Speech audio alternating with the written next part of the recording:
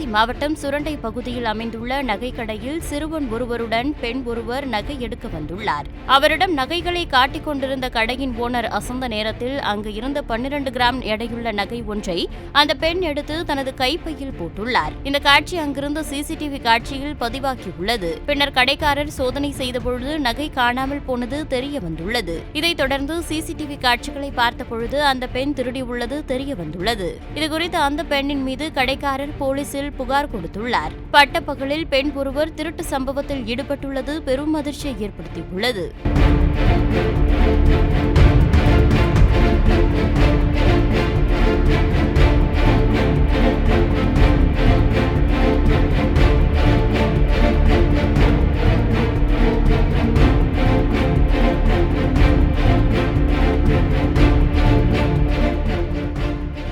செய்திகளை உள்ளது உள்ளபடி தெரிந்து கொள்ள ரெஃப்ளெக்ட் நியூஸை சப்ஸ்கிரைப் பண்ணுங்க.